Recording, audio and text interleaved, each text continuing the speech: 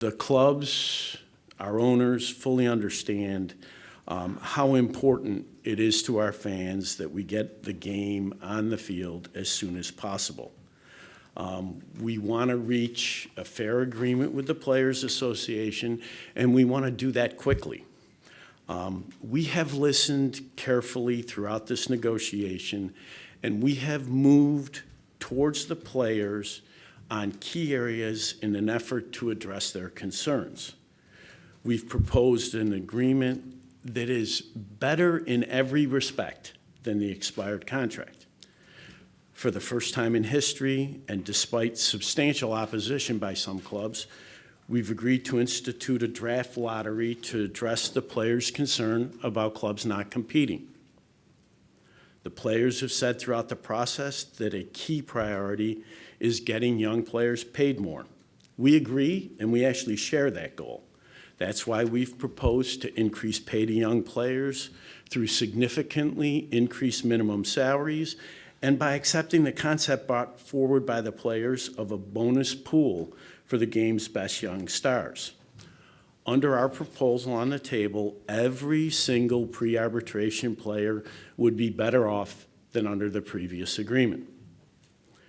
We've agreed to a universal designated hitter and the elimination of draft choice compensation. These changes will improve the free agent market by creating additional jobs that are often filled by veteran players and by reducing, actually eliminating, the drag from compensation. We've made a meaningful proposal directly responsive to the players' long-standing concern about service time of young players.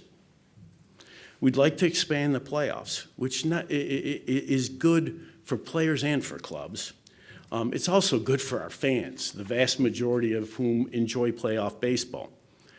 We think the new format will encourage more clubs to compete while giving more players the opportunity to participate in the postseason.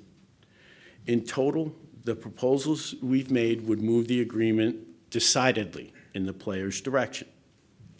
Where the clubs have been and remain unwilling to move is in response to player proposals that we believe will undermine the competitive balance in our game.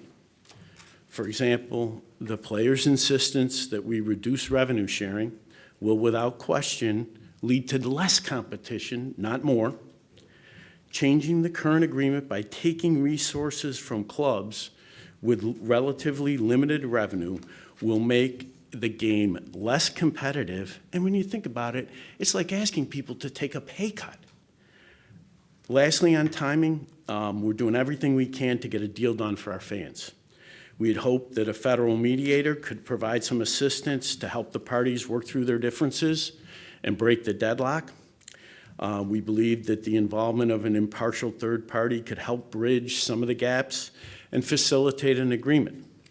The FMCS is there exactly for these types of labor disputes, and we thought it would be productive given the tightening calendar.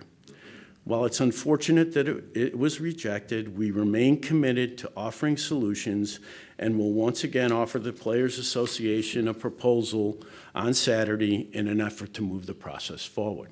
The status of spring training is no change right now.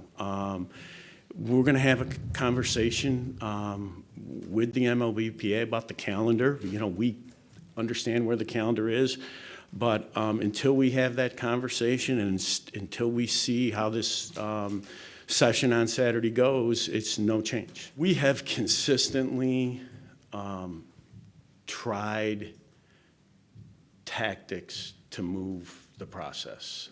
We hoped the lockout would do it. We thought the mediation suggestion might help do it. We've reached out and made proposals when there were gaps.